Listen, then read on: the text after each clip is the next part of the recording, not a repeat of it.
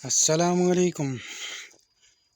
कैसे हैं प्यारे लर्नर्स। तो उम्मीद है कि आप सब ठीक होंगे। अच्छा, तो जैसे कि मैंने आपको बताया था प्रीवियस वीडियो में, मैंने ये मेंशन किया था कि मैं आज से स्टार्ट करने जा रहा हूँ रेन एंड मार्टिन सीरीज़। तो रेन एंड मार्टिन एक अच्छी बुक है ग्रामर की। अगर हमें कोई भी टेस्ट देना चाह रहे हैं या कोई वैसे प्रिपरेशन करना चाह रहे हैं, मास्टर्स लेवल पे प्रिपरेशन करना चाह रहे हैं, तो भी ये अच्छी बुक है। तो पहला जो प्रीवियस चैप्टर था वो तो हमने फर्स्ट चैप्टर से स्टार्ट किया था। उसमें हमने पढ़ा था sentence and his types, it's type. और आज हम पढ़ेंगे सब्जेक्ट एंड प्रेडिकेट। यह चैप्टर नंबर 2 है रेन एंड मार्टिन बुक का। तो ये काफ़ी इजी मैंने कर दिया है आप लोगों के लिए, ताकि आप लोग बुक से तो मुश्किल है शायद, यहाँ से आप इजीली समझ सकें। तो मैंने कोशिश की है कि मैं सिंपल वर्डिंग में, अपनी वर्डिंग में आपको समझा सकूं, वीडियो लंबी ना हो, इसलिए टॉपिक की तरफ आते हैं। तो आज का हमारा टॉपिक है सब्जेक्ट एंड प्रेडिकेट। तो मूव करते हैं टॉपिक की तरफ, चलें देखते हैं। तो ये मैंने एक प्रेजेंटेशन तैयार की है आप लोगों के लिए सब्जेक्ट एंड प्रेडिकेट की। सबसे पहले तो आपने फोकस करना है कलर्स पे, ठीक है। ऊपर वाले कलर्स नहीं देखने, नीचे देखना है आपने। सब्जेक्ट एंड प्रेडिकेट जहाँ पे लिखा हुआ है, सब्जेक्ट को मैंने लिखा है रेड में, रेड कलर में, और प्रेडिकेट को मैंने लिखा है ग्रीन कलर में। तो स्टूडेंट्स, ये बहुत हेल्पफुल होगा आपके लिए। जो मैंने एग्जांपल्स दो चार एग्जांपल्स दी हैं, उनमें से डिटरमाइन करना आपके लिए इजी हो जाएगा और आपको इजीली समझ आ जाएगी इस कलर की वजह से। जो मैंने एग्जांपल्स दी हैं उनमें मैंने सब्जेक्ट को जो कलर दिया है वो है रेड, और जो प्रेडिकेट को कलर दिया है वो मैंने दिया है ग्रीन। तो चलें आपको टॉपिक समझाते हैं। When we make a sentence, sentence तो हम पढ़ चुके हैं कि a group of word which makes complete sense. तो हम कहते हैं कि जब इधर हम कह रहे हैं सेकंड चैप्टर में रेन एंड मार्टिन कह रहा है कि जो जब हम सेंटेंस बनाते हैं, यानी कि अब हम सेंटेंस बनाने पे आ गए, वी नेम सम पर्सन और थिंग। हम किसी पर्सन या थिंग को नेम भी तो देते हैं, जाहिर है देते हैं नेम, ठीक है। एंड से समथिंग अबाउट द पर्सन और थिंग, और उस सेंटेंस में किसी पर्सन या थिंग के बारे में भी तो कह रहे होते हैं। जो भी सेंटेंस होगा उसमें कुछ ना कुछ तो किसी के बारे में कहा गया होता है। तो ये दो चीज़ें सेंटेंस का हिस्सा है, ठीक है। तो in other words we must have a subject to speak about, and we, subject किसको कहते हैं? सब्जेक्ट काम करने वाला कहते हैं। जैसे कि जिसको उर्दू में कहते हैं फाइल, फाइल यानी कि जो काम करने वाला होता है, ठीक है। और ऑब्जेक्ट किसको कहते हैं? मफहूल। जो जो लोग उर्दू की ग्रामर पढ़ चुके हैं या उर्दू में पढ़ा है जिन्होंने, तो उनके लिए आसानी हो इसलिए मैं इसको ट्रांसलेट भी कर रहा हूँ। अच्छा, तो काम करने वाला कौन सा होता है? सब्जेक्ट, ठीक है। अभी देखते हैं फिर आगे, इसकी डेफिनेशन क्लियर करते हैं थोड़ी सी, ठीक है। अच्छा, वो कह रहे हैं in other words we must have a subject to speak about, and we must say or predicate something about this subject. यानी कि सब्जेक्ट के बारे में हम कोई चीज़ बताते हैं, जो हमारा नाउन होता है, जो हमारा काम करने वाला होता है, जो हमारा फाइल होता है, उसके बारे में हम कोई चीज़ बताते हैं। Hence every sentence has two parts, यानी कि हर सेंटेंस के दो पार्ट्स होते हैं। अगर सेंटेंस को हम पार्ट्स में डिवाइड करें तो इसके दो पार्ट्स होते हैं, ठीक है। फर्स्ट पार्ट कौन सा होता है? The part which names the person और थिंग वी आर स्पीकिंग, यानी कि जिसके बारे में हम बात कर रहे हैं ना, वो सब्जेक्ट है, फाइल है, काम करने वाला है, वो एक पार्ट हो गया, और इसको सब्जेक्ट कहते हैं। The part which tells something about the subject is called predicate, यानी कि जो कुछ कहा गया है वो प्रेडिकेट है, और जिसके बारे में कहा गया है वो सब्जेक्ट है, ठीक है। जैसे अभी आपको आगे इसकी एग्जांपल्स बताता हूँ। सिंपली अपने उर्दू के अल्फाज में, आसान अल्फाज में अगर आपको मैं बताऊँ, तो जिसके बारे में या जो काम कर रहा होता है, या जो नाम होता है, या जो चीज़ या बंदा काम कर रहा होता है, जिसके बारे में इंफॉर्मेशन दी जाती है सेंटेंस में, वो सब्जेक्ट होता है, यानी कि काम करने वाला होता है। अभी उर्दू पढ़ने वालों को भी आसानी हो जाएगी, फ़ाइल कहते हैं उसे, फ़ाइल यानी कि जो काम करता है, ठीक है।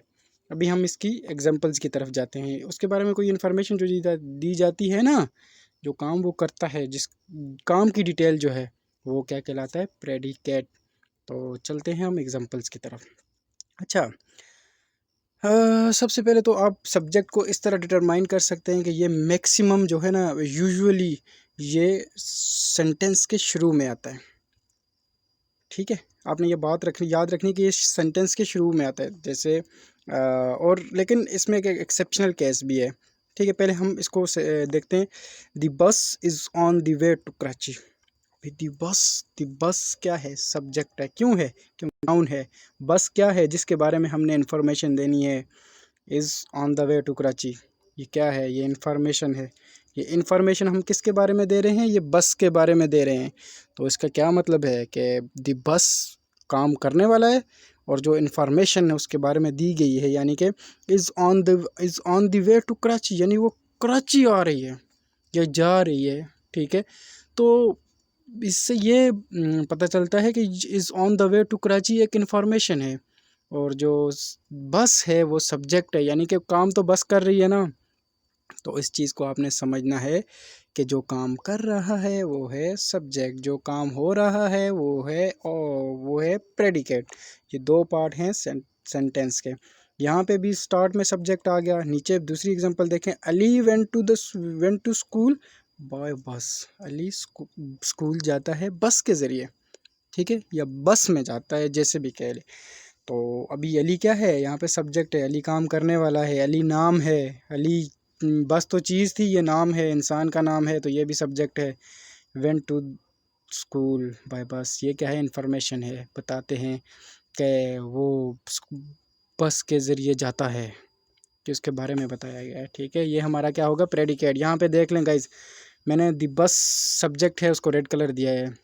Is on the way to Karachi predicate है, तो मैंने इसको ग्रीन कलर दिया है ताकि आप आसानी से समझ सकें। अभी आते हैं हम एक्सेप्शनल केस की तरफ। इस एक्सेप्शनल केस क्या होता है? हम अक्सर जो फंसते हैं ना, वो एक्सेप्शनल केसेस में फंसते हैं। तो आते हैं एक्सेप्शनल केस की तरफ। एक्सेप्शनल केस ये कि आपने हमेशा नहीं देखना कि हमेशा अगर फर्स्ट में जो आया है तो वो सब्जेक्ट ही होगा। आपने ग्रामेटिकली आपने अपनी थोड़ी सी अक्ल सेंस यूज़ करनी है। ठीक है, तो सबसे पहले देखें, हेयर कम्स द बस। अभी यहाँ पे कंफ्यूज हो जाए बंदा। हेयर कम्स, हेयर तो वो है एडवर्ब है, एडवर्ब ऑफ प्लेस है। कम्स द बस, कम्स तो वर्ब है, तो इसमें सब्जेक्ट कौन सा होगा? तो यहाँ पे देखें ना, नाउन कौन सा है? नाउन है the bus. The bus noun है ना, द बस प्रॉपर नाउन है। तो जब दी बस है तो दी बस ही सब्जेक्ट हो सकता है, वर्ब तो कभी सब्जेक्ट नहीं हो सकती। तो ये दी बस लास्ट में आ गया, ये एक्सेप्शनल केस है। तो आपने गौर करना है कि स्टार्ट में ही नहीं आएगा, आखिर में भी आ सकता है। आपने सिर्फ ये जहन में रखना है कि सब्जेक्ट नाउन होता है, ये आपने माइंड में रखना है, नाउन या प्रोनाउन होता है। ठीक है, अच्छा।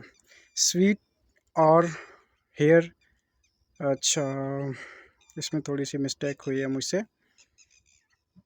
स्वीट और द यूजेस ऑफ एडवर्सिटी। ठीक है गाइज, ये जो सेकंड सेंटेंस है इसको इग्नोर करें। स्वीट और द यूजेस ऑफ एडवर्सिटी, तो ये जो है स्वीट और ऑफ द, अभी देखें, द यूजेस ऑफ एडवर्सिटी, इस यानी कि उर्दू में अगर इसको कहें इस्तेमालात कह लें उसके। ठीक है, यानी कि as a noun phrase used हुआ है। ठीक है, और यहाँ पे देखें आर स्वीट, आर स्वीट, तो यहाँ पे सब्जेक्ट बड़ा हो गया।